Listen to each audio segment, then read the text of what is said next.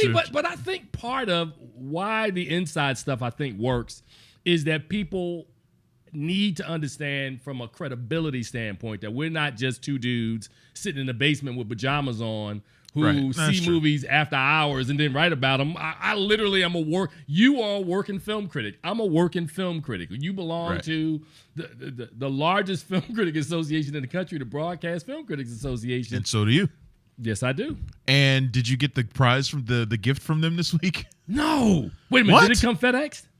It may have. Yeah, I got a FedEx sticker, so that's what that was. Oh yeah, they got it. They gave us something nice this week. No. Yes. Seriously? Yes. You're not gonna tell me?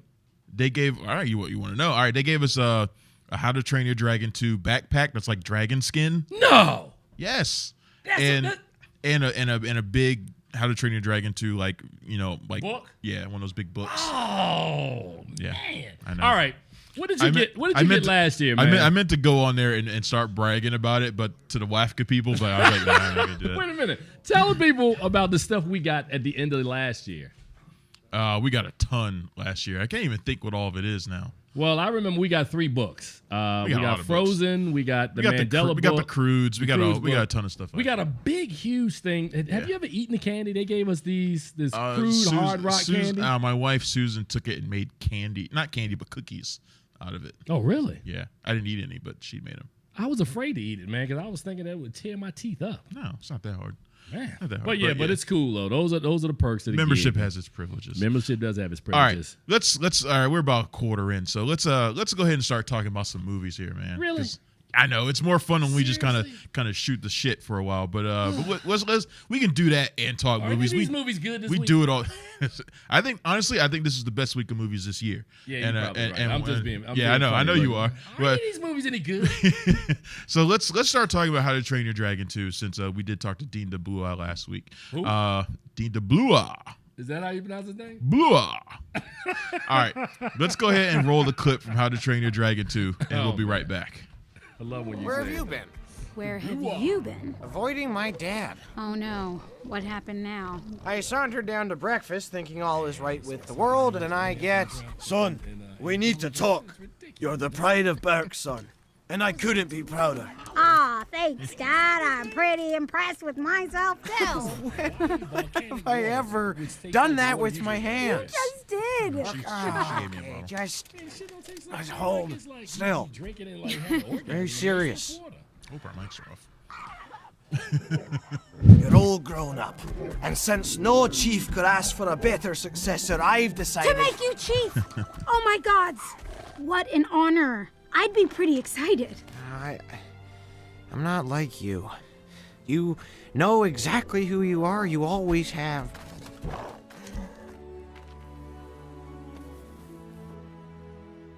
What you're searching for isn't out there, Hiccup. It's in here.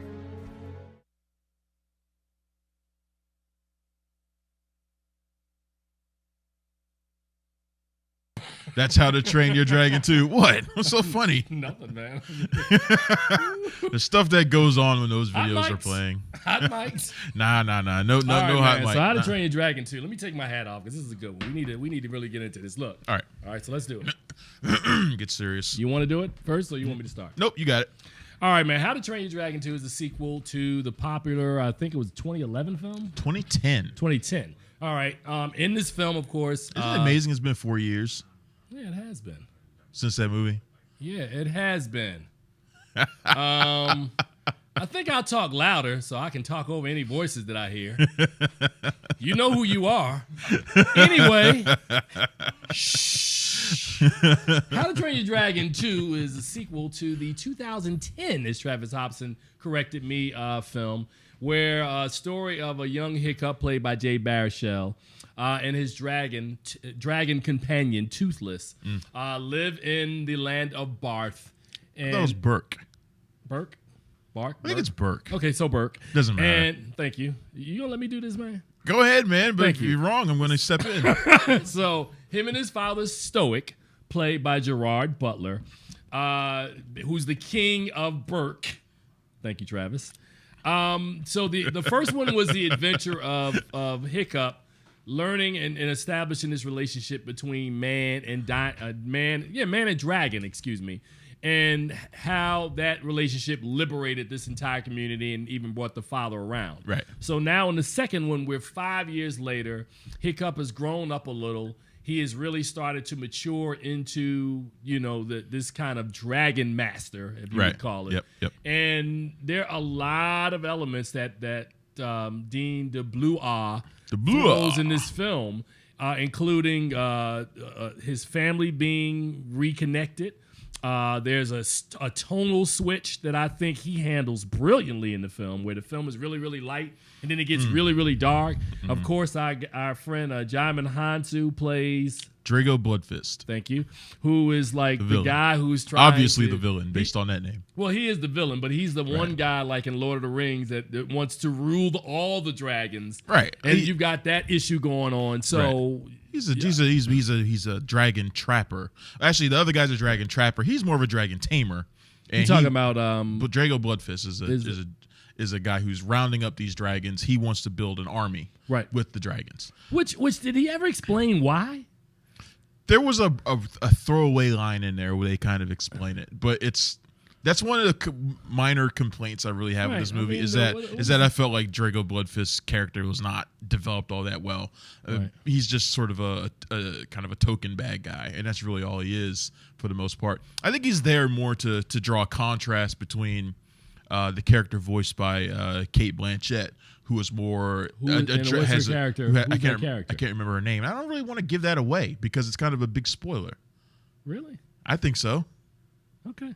I think so. I don't really want to give away who she is. I'm just saying. But she's more of I compared her to the woman from Gorillas in the Mist. So she's kind of running a dragon sanctuary. Right. And so she's sort of like the polar opposite of Drago Bloodfist. Right. I think he's more there to be that behind in the sand. That kind of distinction between the two. All right, I see where you're going with that. That whole, I didn't think of it as a spoiler because I thought it was kind of defined as a commercial. Maybe it is. It might be. We can keep it here. We don't have to say anything about it here. It's fine. People. It doesn't really matter. We don't really. It's not necessary to what we're talking about anyway. I mean, her character is important. It's all her important Hiccup. So you really need to know. But I go ahead. No, but I was gonna say what you just described in the character that Cate Blanchett plays. I think it speaks to what I'm saying earlier as it relates to the tone of the film, and sometimes I've watched a lot of films, and I know you have as well, where sometimes that tonal switch doesn't necessarily work. Like you're going off in one direction, and all of a sudden the movie veers into different territory. The only other film that I've seen that really handled it well was probably $1 Million Baby, which started off being totally one thing, and then suddenly has a tonal shift to something else. Yeah. Yeah, but other than that, I can't really think of a lot of films where that tonal switch actually works a lot. Yeah, and I think overall this one is darker than the first movie. Much. I mean, because the first movie to me, which I was not as big a fan as a lot of other people were. I thought it was a big fan. Right, you were a big fan. I was just like, yeah, it's fine. But the story to me was sort of basic. I enjoyed the flying sequences a lot. I liked those parts of it. But other than that, with those. They did a good job in this one too. They're different in this one though. I do think there was a concerted effort to make this more like Empire Strikes Back, and when we talked to the director, he kind of mentioned that. Right. And I think a lot of the flying sequences have changed in respect to that as well, in that they're more like aerial battles more than just watching them glide through the air. We get some of that, but not as much as we did in the first movie. And I think it's because we're past that experimentation phase. Like we're past the point where Hiccup is still learning to train Toothless. They're now, they're a cohesive unit. You know what I mean? They're friends. They've been together a long time. So we don't need that much that part of it as much in this movie. But what you get a lot, though, in this film is that, especially when you talked about the Dragon Sanctuary and these young dragons, you get these scenes where Hiccup and his partners are riding around playing with the little baby dragons. I mean, I think it was cute. I think it's a movie that I think works on multiple levels. I think it works for small children. I think it also works for adults because of the mature storytelling and the tone of the film. I think the story, the adventure is kind of building to this kind of epic conclusion, or so we think. I'm really interested to know where this is going to go. We still think it's going to be more than 3 films. I still think there's going to be even at least if a fourth. he's not directing the fourth one. They're gonna if the movie makes this much money, they're not gonna stop making them after 3 films. Well, this one made $50 million domestic here. Right. So what's the total weekend. so far? Do we know? Is it over 200 million? In terms of how much it costs? I'm talking about, is it over 200 million as it relates to worldwide gross? Oh, not yet. I mean, it just came out this weekend. Now, so what did the first yet. one make? Do we know, or do we need to look that up? You could probably look it up. I don't remember how much it was, but it did really well. I think it probably made close to 400 million, if not more than that. But Yeah, man. but you know, I do have some complaints with it that kept me from really loving it as much as I wanted to. Well, the you talked about Drago's character, Right. John Drago. And they're kind of a lot of it is related to that. There's another part of it that's related to Hiccup, in that I feel like Hiccup is on that same journey he was in the first movie, where it's like, do I follow my heart or do I follow my responsibility? You know what I mean? And it's the same thing he went through in the first movie. But isn't that consistent with the continuity of what he's trying to do? I'd like to see him like tangle with something else next movie. Okay. In the first Godfather, we watched. See, come on. Well, no, I'm just saying. I'm just using it as an analogy. In the first Godfather, Al Pacino's character. This is how we go off on tangents, because no, I'm just saying, random movies get thrown into the mix. You're saying that I'm trying to explain that it's a consistent tone, the consistent tone of Al Pacino in the Godfather. And by the way, let me ask you a question. This has nothing to do with anything that's going on here, by the way. Now we're about to hit a tangent. Oh, yeah, we are. But I got a random text from somebody who sent me a picture of Charles Moose. Right? The guy that... I know who he is. Right. Right. Sent me a random picture of him from that movie that when we were talking about Charles Dutton and how Charles Dutton played him in that movie. Oh, the one about 3 weeks or 3 something. Right. What about right? If I looked at my phone, somebody sent me that randomly in a text message, and I don't know who it was. You think it was Charles Dutton? Wait a minute, is this Charles Dutton texting me right now? Man, I think we're gonna get in trouble. Was it Mike Scott or somebody? Somebody we know. Man, it is Mike Scott. Look, 217 million domestic, 277 worldwide, for almost $500 million for. This is Mike. This is for How to Train Your Dragon, right? That's for the first one. Yeah. See, this is what I love about Mike Scott. Mike is on it. Mike will get us the information. See. So you said somebody. For those who can't see it, you can't see it. Wait a minute, let me see the phone number. It's the Where golden did he child. come from? Whoa. Yeah, see, Now, you know Charles Dutton lives in Baltimore. It'd be funny if that was him, but how'd he get my phone number? Man. Whoa. Yeah, see, if it was Charles Dutton who sent me that text, I don't know if he wants me to review that movie that's about a decade old now, or if he wants to come on the show. Watch If he this. wants to come on the show, he should text me and say that. All right.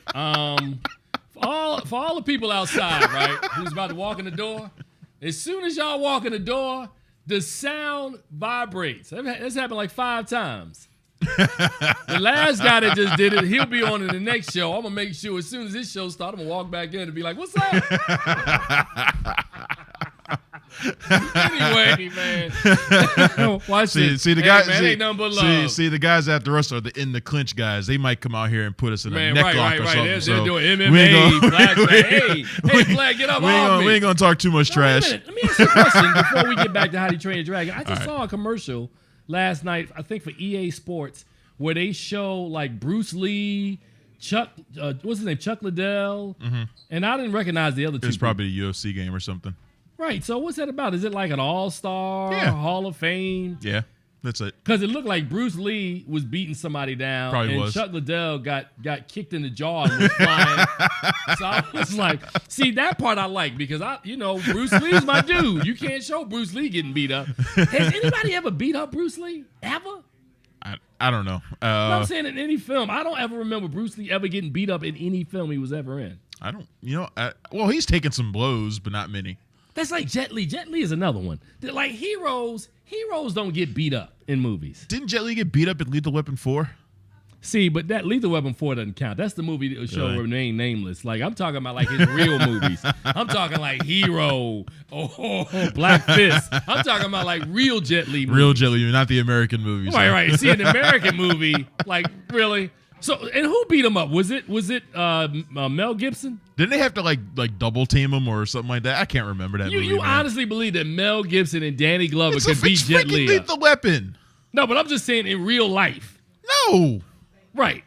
That's what I'm saying. But it's a movie.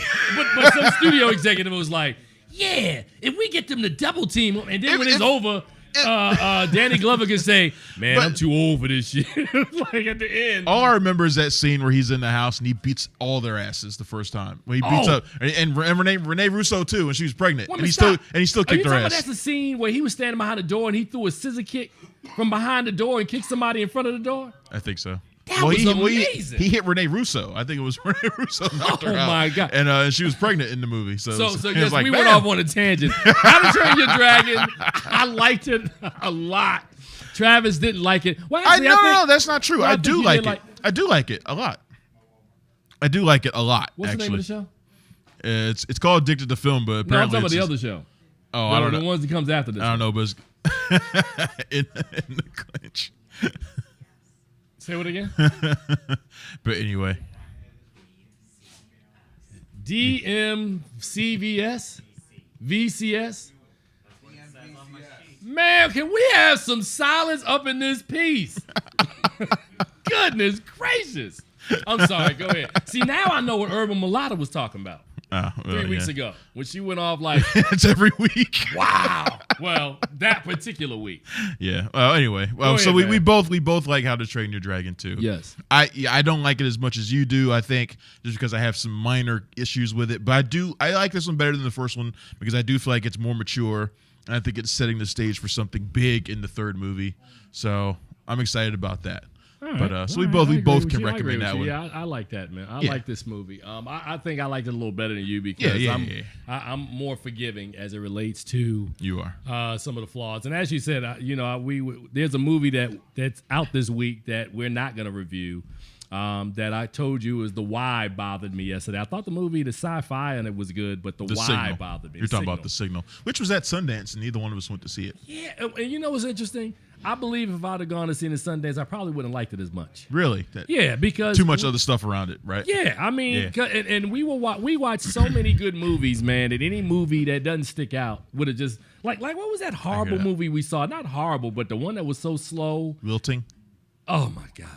Yeah, wilting. Wilting is what I called it. Wilting. Yeah, exactly. Cinema wilting. Exactly. That joke All right. was All right. Let's move on to the next movie, and that's going to be 22 Jump Street. How'd you remember that? But first, I'm good, man. All right, but first, let's go ahead and play a clip.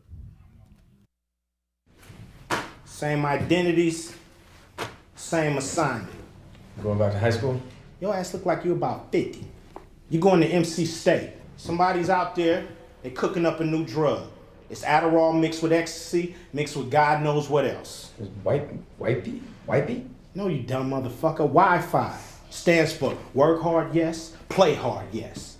Now these kids take this shit and they get laser focused for about 4 hours of studying, and then they party like it's goddamn 1999. We're going to college, for real?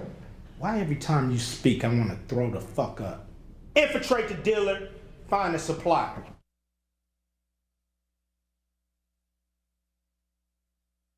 So let me put my hat back on for Ice Cube. Yeah, I put the hat on for Cube. You see his son's going to play him in the NWA movie? Yes, he was on my show last week. Really? Yeah. Who? Ice Cube. Why? He was talking about this movie? When? Thursday. When? How? I'm sorry, Friday. With Wilson? Of course. Okay. All right. I don't care then. All right. Anyway. Why you hating? Anyway, Ice Cube but to me. He talked about that in the movie though. Cool. Yeah. Ice Cube to me is my favorite part of these movies. The first two of them. I like him in both. I think he's like the secret weapon. Everybody talks about Channing Tatum and Jonah Hill, and yes, they are funny, especially Channing Tatum. I think is excellent. I'm confused, man. Actor. Ice Cube is my favorite part of NWA, man. I don't know what you're talking about. People talk about Dr. I was Dre. an MC Yella fan. Why? I'm just kidding. Nobody's an MC Yella fan. MC Yellow. MC Yella. No, or DJ Yella. Excuse me. Really? Nobody's a fan of his. I'm kidding. I thought you loved MC Ren. That's why I thought it was funny when there was all that stuff about who's going to play Ice Cube, who's going to play Eazy, who's going to play Dre. Nobody was like, man, who's going to play MC Ren? Who's going to play DJ Yella? Nobody was asking that. Is Ren even going to be in the movie? You can't. You can't. No, do I'm it. saying you can You you can cast a nobody as Ren because the story is not going to focus around Ren. You can't do that movie without those two in it. Okay, but my point is the focus of the movie is Eazy-E, Dr. Dre. The only reason and Ice Cube. the only reason we think that is because they're producing it. I think they're going to have all of the members in it. We don't know what we don't honestly we don't know jack about this movie yet. Right. This movie's been in development forever. All I'm saying is if MC Ren gets a lot of screen time, I'm gonna be upset because he didn't get a lot of screen. He didn't get a lot of mic time in the real Yes, group. he did. MC Doing Ren what? did. MC Ren got plenty of mic time. Man, that kid had like a verse every other song. All right. Look, he had a verse every other song. MC Ren had more lines than that. See, I'm hating on Ren. I think he probably had just as many lines, if not as many, as Dr. Dre. Dr. Dre is not a rapper.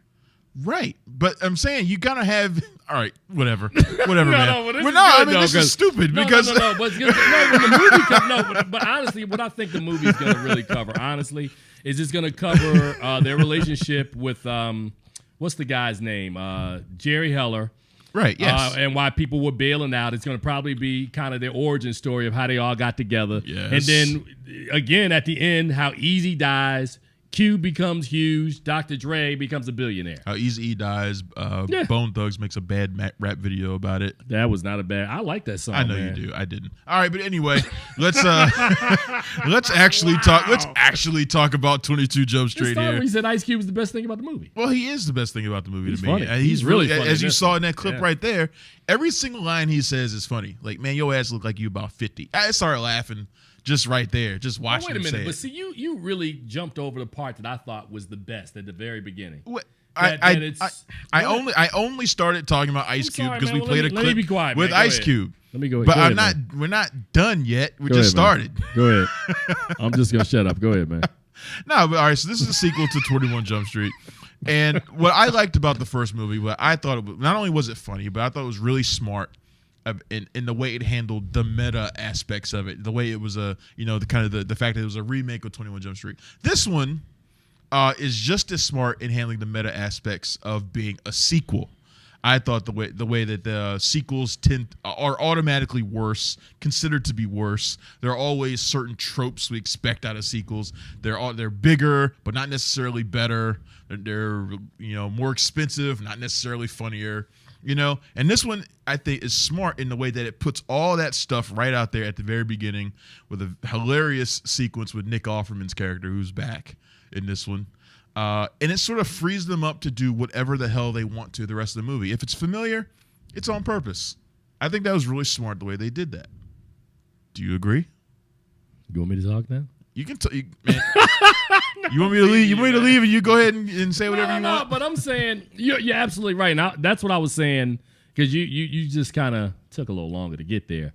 But I was saying that the movie really frees itself, liberates itself, like within the opening minutes. Right. And they really have their tongue in cheek, and it's almost like they have a lot more fun with this one than they even had with the first one, because as you said, they can play it wild, fast, and loose. Yeah. And Ice Cube in the scene that I wish you had in the trailer, I think that was in that clip that we just showed. No, where he's in, what scene I'm talking about? Oh, where yeah, he's in the office talking about, we got all these toys in here. Yeah, you need to see these shoes I'm wearing.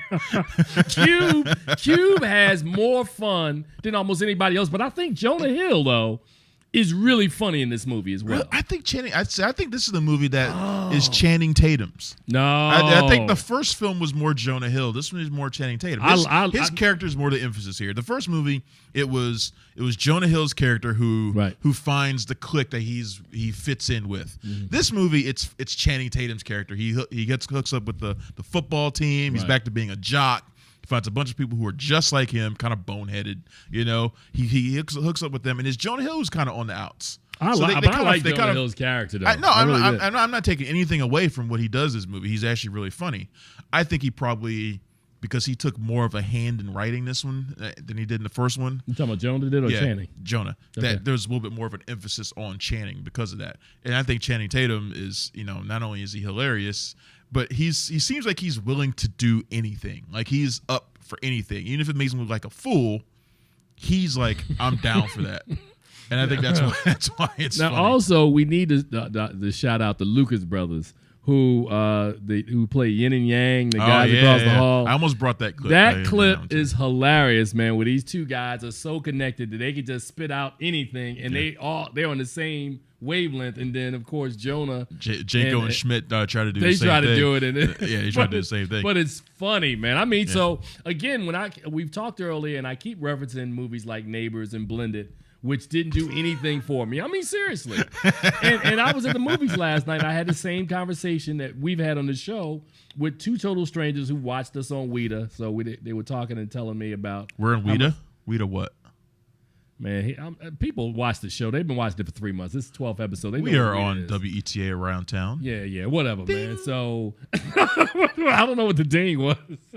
But anyway, I was explaining this to a guy last night that the humor is subjective, because there are films that I've watched, and I think A Million Ways to Die is another one of those. I thought that was kind of 50-50 I had a conversation humor with somebody about that just the other night. So I thought there was some funny parts of that film where I thought nothing in Blended or nothing in Neighbors worked. We disagree on that. We disagree on Neighbors. We don't disagree on Blended. But this movie here, I thought was funny, and the audience loved it. I thought the critics loved it as well.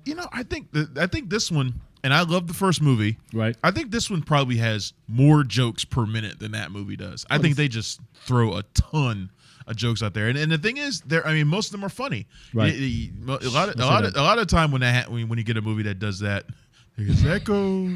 Every time when you have a movie that does that, that's why I was like, you're usually hitting at about a 50% clip on a lot of these movies that do that. This one, I think, does a really good job of keeping the humor elevated high the entire time.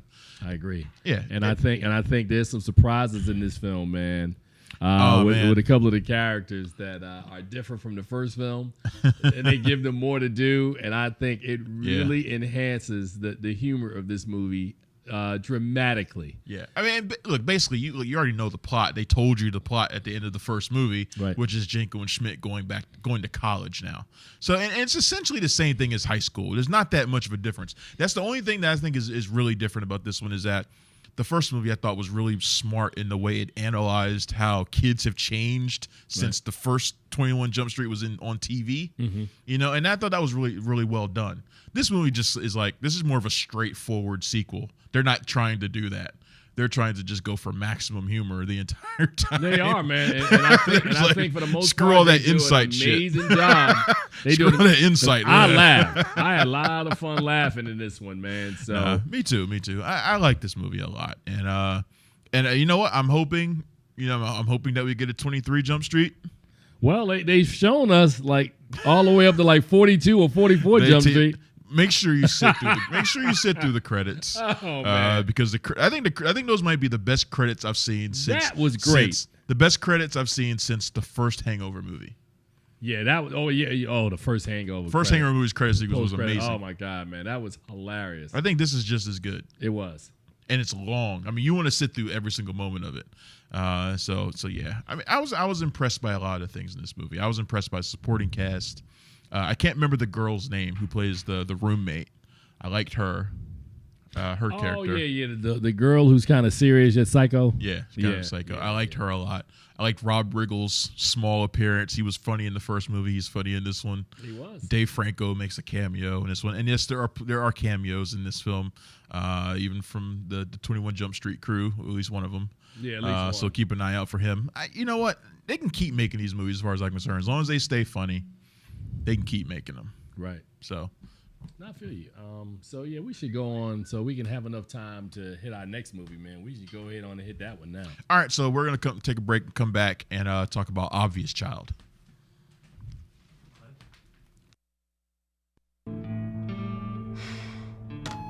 Hi, Ryan. I don't know if you're getting my messages, but I really would need to talk. Hey. Sorry, I didn't hear I don't care about the beep. I am also sorry that you cannot get to the phone. Put on that suit and lend me that costume. Kate has HPV, The kind of HPV where you get warts on your stuff and ovarian cancer. There's a lot of other stuff I could say, but I'm a lady. And then she dies of cancer and you're stuck with the bill. So I just wanted to apologize for the voicemail that I just left on your voicemail. And I also wanted to say, psych!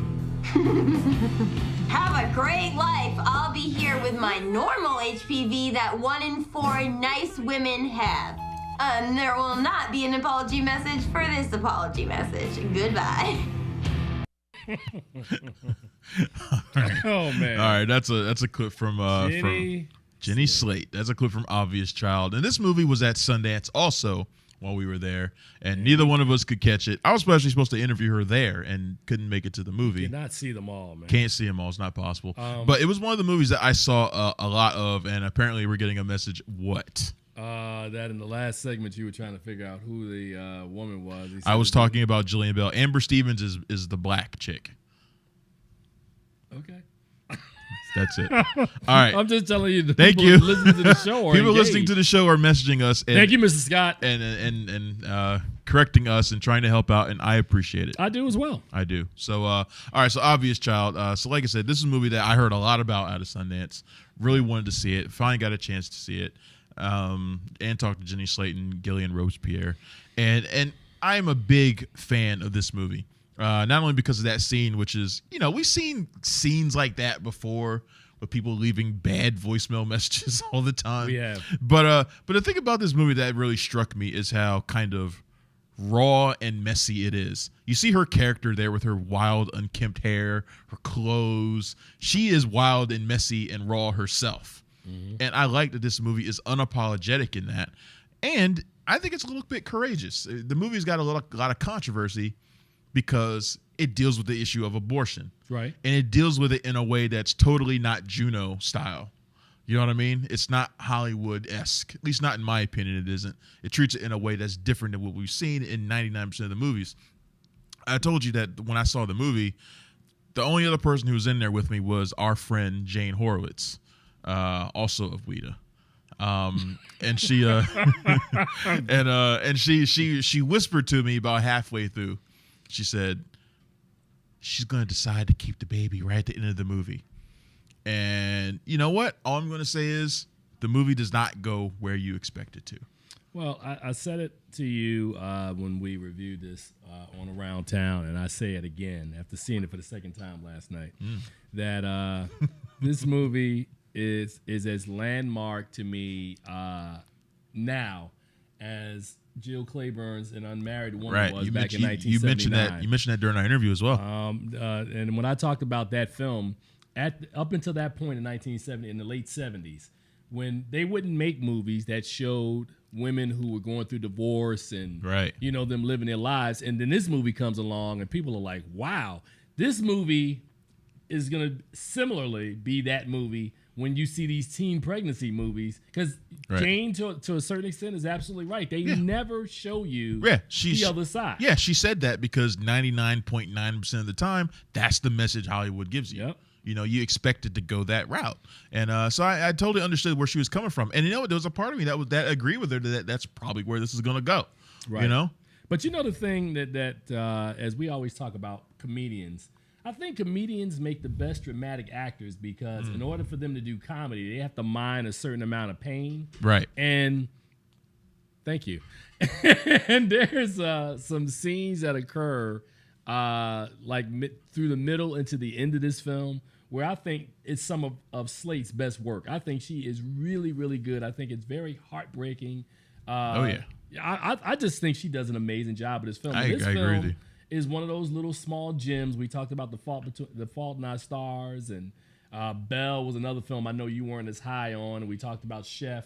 These smaller little indie films are the ones that I think really are the engines, the critical engines. These tend to be the movies in the summer season. These tend to be the movies that I fall for. There are a lot of big movies. Like, look, you know me, I'm a Marvel guy, I'm a superhero guy. I like those movies. Right.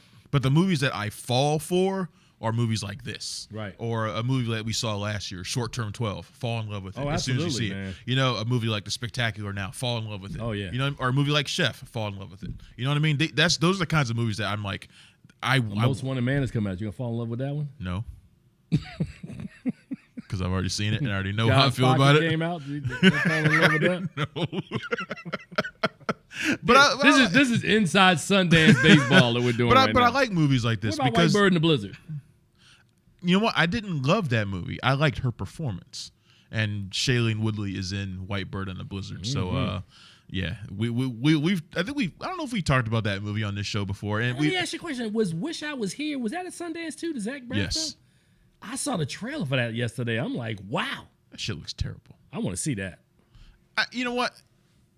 Since we already seem to be kind of, you think that looks terrible to you? I don't think it looks very good. Wow. And you know what? My tastes have changed in the 10 years since Garden State. I liked Garden State in 2004, right? I thought I liked it fine. But that movie was also sort of like the jump start to a lot of similar movies. Oh yeah. I mean, that was like, you know, Q indie band, you know, a guy who's kind of lost in life. He's kind of adrift, you know, and it started a whole bunch of movies that were just like Garden State. And this looks like the same movie. It looks like the same movie as Garden State, done the same way. But guess what? Done the same way. I think, let's be honest. Have you ever seen them remake or use the same concept? That if it was a good concept and you do a good concept again, wouldn't you be predisposed to enjoy the good concept even if you've already seen it? Not if your taste changed over time. And we're not talking about a movie that came out a year later. We're talking about 10 years later. All right, that makes sense. So, I mean, who knows? When I first saw Garden State, I didn't expect to like it. So I might be pleasantly surprised by Wish I Was Here. And that's actually good. That's playing next week. So we're going to go. Garden State. Oh, it was okay. Yeah, it was good. Had one of my favorite. Confused. Had one of my favorite Natalie Portman performances. Actually, you've done 66 episodes of CR. Yeah. Congratulations, man. Thank you. Are you gonna have me on for the 100th episode? Sure. I mean, that's in 34 weeks, man. It's Are we setting a date? CR is my show, Cinema Royale. By the way, to those who don't know what CR is. 34 weeks, isn't that like a half a year? Yeah, you got some time. Oh, I got some Actually, time. I might have you on when I do the best of the year so far show. I don't want to be on that show. God damn it. All right, fine. All right, whatever. I rescind the invite then. What are you like I'm a vampire? I rescind the invitation. I rescind the invite. You can't come in. But going back to Obvious Child. I loved Obvious Child. Yeah. I think. Well, let me rephrase that. I think you like Obvious Child a little more than I do. I'm not necessarily a fan of Slate's humor. So like the opening sequences really didn't do much you for me. mean when she was talking about her leaky vagina? Yeah, man, it didn't really do a lot for me. But I find that funny. But that joke was important in establishing the kind of person she is. Oh no, I got that. And how open she is about how she is personally. No, I got that. Yeah. I think. And who's the gentleman? Do we know the name? Because if not, Michael, guy who plays the guy she's Michael Jake Lacey is the guy who plays the guy who's pursuing her. He's like this. Well, we haven't really talked about what happens to her in this movie. Her character is this wannabe stand-up comedian. She, in the span of basically one day, she gets dumped by her boyfriend, and she has rebound sex with this perfect stranger, and gets pregnant, and she also loses her job. And she didn't use a condom. Well, she got pregnant, so I thought it was kind of that's obvious. kind of redundant, man. Yeah, but anyway, since the condom thing was such a she big has funny all part of the film. she has all the condom thing was funny. So she has all this happen to her in the span of like a day. It's just before Valentine's Day, so it's like the worst possible time ever, and you know. I was doing a yoga move there, man. Right. So the thing is, she's getting pursued by this guy who she slept with, and he's like the nicest guy ever. He is. He's borderline stalkerish. No, but he is the nicest guy ever, which I thought actually was a good touch to the story. It kind of offset the harshness of what the story would have been had the guy not been as nice. Would you agree? I agree, and he's a good contrast to her, right? Because kind of one of the points of the movie, and one of the things that makes me upset that it's been labeled the abortion comedy by a lot of people is because it's about a lot more than that. Yeah, that's but just one aspect, and how people will sell it. It's the hook, and as we talk to them, we know they're not necessarily fond of that hook. either. They're not fond of people just labeling it the abortion comedy. But it's about a lot more than that. And her character is somebody who does not necessarily believe she's worthy of being loved by somebody like him. And so there's a lot of stuff going on here. You got her parents who are polar opposites who have obviously had an impact on her. Right. There's so much more to this movie than just the abortion thing that, it deserves more credit than that. And I hope people go out and check it out because I do think it's funny. You should go and check it out. I think it's one of those nice little comedies or nice little indie films that we talk about every year. Yeah. That they usually release about 4 or 5 good ones every summer. These films that are so under the radar, nobody knows what they are. Wow, look at what I'm doing now. I'm doing you. You're the golden child. Wow, sweet man. Goodness gracious. Mama, can you see me? Mama. I'm just being silly. Don't pay me any mind. So we got a couple of minutes left, man. Is next week the big week that we're going to have a bunch of films, or was that this week? I don't know. Next week we have Think Like a Man 2. Think Like a Man 2. And we also... we have Jersey Boys. Oh, we have Jersey Boys. That looks so terrible. Okay, I ain't saying a word. Oh, I mean, because this I is going to... could not have less interest in that movie. We need to have a conversation next week about Kevin Hart and what this film means, this week means for him next week, because he has had #1 movies in December, January, and February. Right. And even in April. He hasn't had a summer hit. And to have a summer hit will elevate him to... I guess superstar status. I think he's already there, honestly. No, but I'm saying the superstar status of being able to carry a summertime movie because there's such vaunted names such as Johnny Depp they can no longer do it. Or who else? Who else has slid out of Will Smith? Will Smith has slid out of the good graces of summertime. I would say Tom Cruise, but Edge of Tomorrow is like at. It'll probably make $300 million when all is said and done. Yeah, but would you worldwide agree that Will Smith has fallen out of favor in the summer? Yes, absolutely. So when Will Smith and Johnny Depp can no longer do it, but you Kevin Hart and you up the bat. I mean, this is huge. This is an opportunity. I'm very interested in seeing what Think Like a Man 2 does. I'm interested in seeing what Jersey Boys does. Look, I think that movie looks crappy to me, and it's not. It's for a number of reasons. One, I don't care about Frankie Valli in the Four Seasons. I don't like that music. I don't like the style of music. I never have. So I don't give a shit about it. I don't really think they made it for you. Well, then it perfectly fits that I don't give a damn about the movie. Well, no. But I think you got to look at the director as 80 right, plus. That's another aspect of it. And Clint Eastwood, who I respect and a lot, but he's not the most creative director in the world. Never has been. This is a C.J. Edgar. This is a stage play, and he's going to be trying to adapt that. And looking at how it looks in TV spots and trailers, doesn't look like he changes a whole lot. So you're saying Think Like a Man is going to be #1 by the time we get on here next week? It's got a lot of competition just off. Second weeks of this movies from this. No, I don't think either of these movies will contend with Think Like a Man, because you got to remember new is always better, and then you're also talking about Kevin Hart, and Kevin Hart. We got a lot of strong holdovers, but okay. I wouldn't be surprised if Think Like a Man 2 is the #1 movie next week. But see, I'm interested. It won't be Jersey Boys, #1. What the number is going to be? That's what I'm interested in. Is it going to be 50 million? Is it going to be 60 million? We'll call it. Million? We should call up Tay Diggs and have him come on the show next week and analyze these numbers with us. You mean in the same way that I asked? That's going to be a good part of the interview next week. Yep. But all right, man. Let's wrap it on up, man. Episode 12 looks like it's coming to an end. Anything else we want to hit before we get out the door? Man. We got Michael Ealy and Megan Good next week, so be sure to tune in for that. And Travis looking very uncomfortable in part of the interview. You'll see it. Actually, you won't see it because you don't see us in the interview. You only see them. No, but that's true. Damn. Oh, that sucks. We're out of here. All right, y'all. Until next week. Later.